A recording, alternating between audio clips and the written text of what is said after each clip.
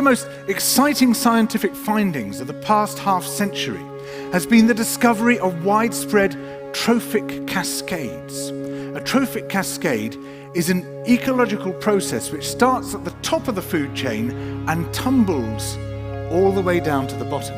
And the classic example is what happened in the Yellowstone National Park in the United States when wolves were reintroduced in 1995.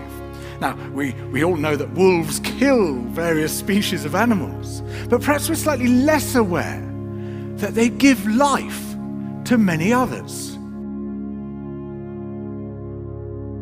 Before the wolves turned up, they'd been absent for 70 years, that the numbers of deer, because there was nothing to hunt them, had built up and built up in the Yellowstone Park, and despite efforts by humans to control them, they'd managed to reduce much of the vegetation there to almost nothing. They'd just grazed it away.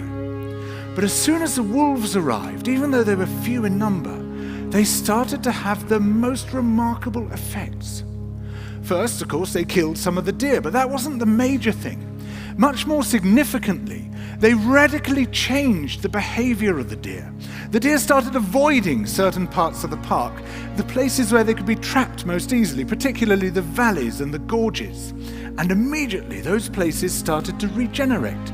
In some areas, the height of the trees quintupled in just 6 years.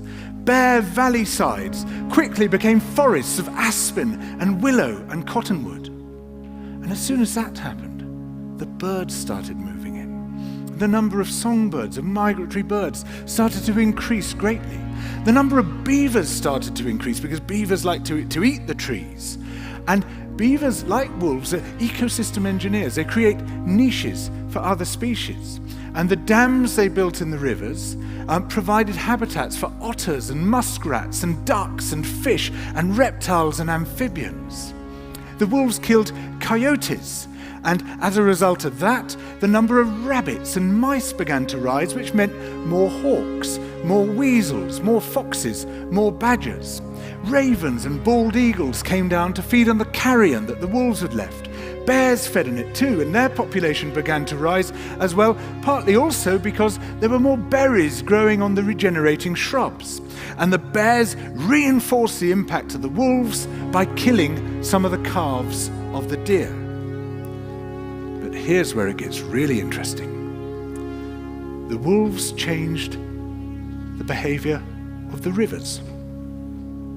They began to meander less. There was less erosion. The channels narrowed, more pools formed, more riffle sections, all of which were great for wildlife habitats.